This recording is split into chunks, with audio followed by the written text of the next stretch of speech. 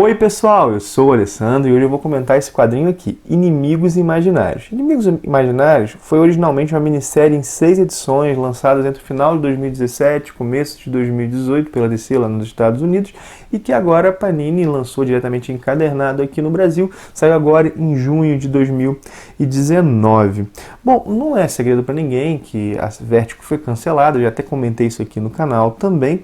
O selo foi cancelado, foi descontinuado, ou seja, não teremos mais quadrinhos com esse selo estampado na capa a partir de 2019. Poderia até ter histórias adultas, mas o selo vai ser o Black Label agora. Isso é uma reestruturação interna da DC. Mas o selo Vertigo traz boas memórias para muita gente.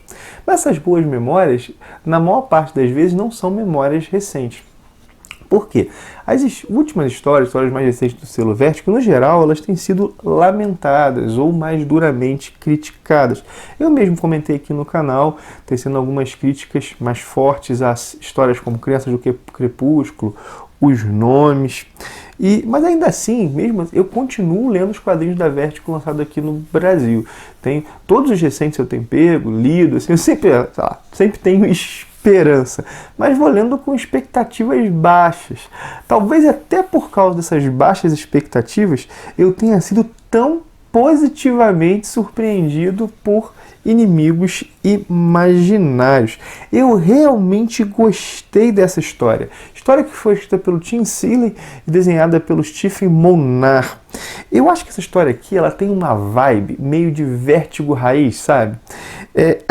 Ela é o tipo de história que lembra a pegada inicial do selo, essas histórias de fantasia e terror focadas no público adulto. Eu não estou dizendo, minha gente, me entendam bem, que nós estamos diante de um novo Sandman, ou mesmo de séries mais cultuadas e recentes como Fábulas. Não é o caso, mas é um quadrinho de terror bem feito, que tem um roteiro legal, desenhos competentes, uma protagonista interessante, conceitos bem elaborados, tem mistério. A narrativa de Inimigos Imaginários lembra bastante a de séries contemporâneas. Inclusive, eu acho que se isso fosse adaptado pela Netflix ou por alguma emissora de TV, faria um sucesso razoável. De verdade, acho isso. Mas do que trata a história? O título revela bastante. A história brinca com a ideia dos amigos imaginários, por isso fala os inimigos imaginários, né? E ela trata esses seres supostamente imaginários como reais, como coisas que realmente existem. São uma espécie de parasita interdimensional que se alimenta de emoções humanas e que, eles se fundem, né, são atraídos por crianças e por adultos, por pessoas que têm facilidade de acreditar neles. Por quê? Porque eles dependem da crença para se vincular às pessoas. Então, com as crianças é mais fácil, ou com alguns adultos. Né? Então, a crença é a condição sine qua non pela qual eles se atrelam às pessoas. É por isso que quando nós crescemos, eles somem. Porque nós paramos de acreditar e eles desaparecem, não ficam mais presos àquela criança, por exemplo, que durante muito tempo os viu, brincou com eles. Só que alguns desses, eles se tornam seres fortes, conseguem intervir no plano físico. E na sequência inicial da história, nós vemos um garoto, e esse garoto acolhendo a irmã que foi esfaqueada. Logo depois disso, nós temos um salto temporal, nós vemos um reformatório, uma instituição de detenção juvenil e uma menina. E essa menina, isso não é spoiler, logo no comecinho da história, foi a garota que esfaqueou a irmã desse menino da sequência inicial. Supostamente essa menina ela esfaqueou influenciada por um desses inimigos imaginários. E nesse momento ela vai ser transferida para uma penitenciária de adultos, ela já tem 18 anos, e ela recebe uma proposta de um agente do FBI. Esse agente de um departamento que lida com esses seres, com esses parasitas interdimensionais, com esses inimigos imaginários. Bom, e por que ele faz essa proposta para ela?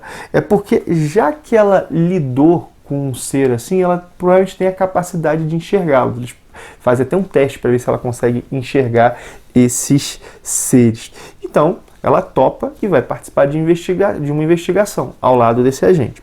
A investigação que ela vai participar envolve o desaparecimento de uma criança. E essa criança sumiu, supostamente levada por um desses seres para algum lugar. Mas tudo, é claro, acaba sendo bem maior. Situações do passado voltam e são exploradas, atingem essa menina de alguma maneira. A cidadezinha onde isso aconteceu tem os seus segredos. Estou dizendo, tem a pegada parecida com essas séries contemporâneas. Inimigos Imaginários é uma história assim, sobre medo e sobre culpa e sobre os mecanismos que nós utilizamos para lidar com eles. Também é uma história sobre pecado e memória.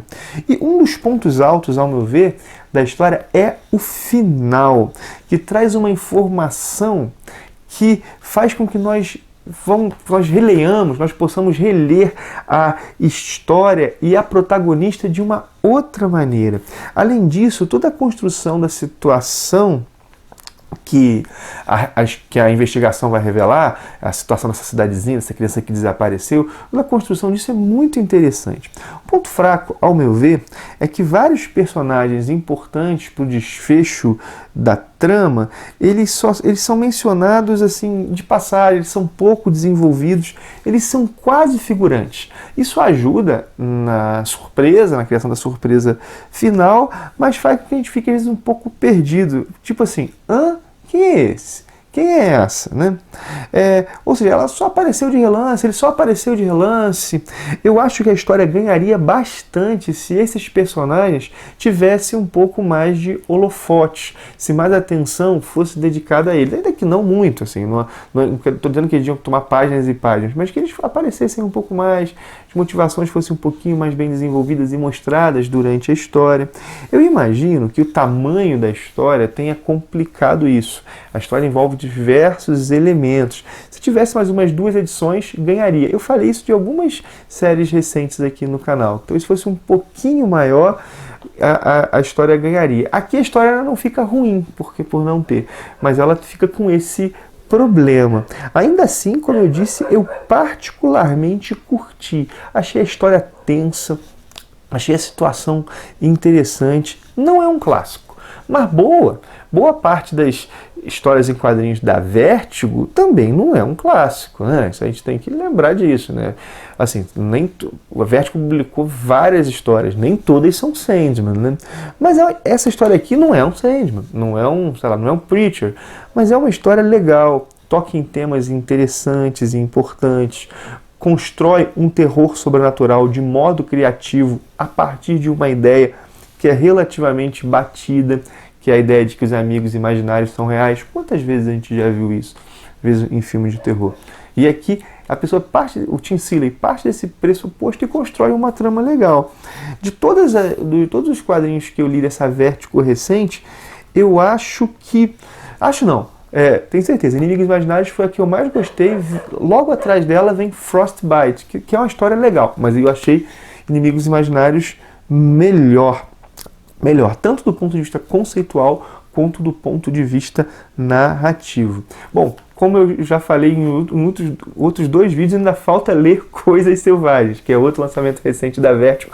Inclusive chegou aqui em casa antes de Inimigos Imaginários, mas eu priorizei, por gostar da temática, né, por ler Inimigos Imaginários. Logo vou ler Coisas Selvagens e comentar aqui no canal. Então, estamos diante de uma história que não é um clássico, mas é bacana, é legal e dá para ver que a Vértigo, mesmo em crise, vez por outra, ainda produz materiais interessantes. Embora eu não duvido que a DC continue publicando histórias boas, né?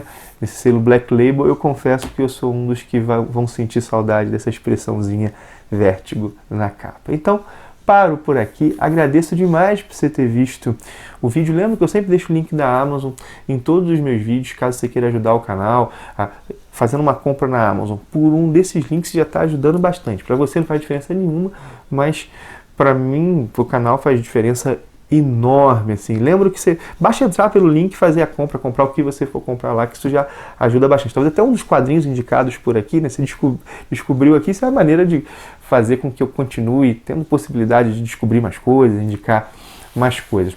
Outra coisa, te convido a se inscrever no canal, caso você não seja inscrito. Te convido a dar o teu joinha, caso você tenha gostado do vídeo, e a compartilhá-lo, né? É isso que faz o conteúdo chegar a pessoas que possam se interessar por ele. Bom, um abração e até o próximo vídeo.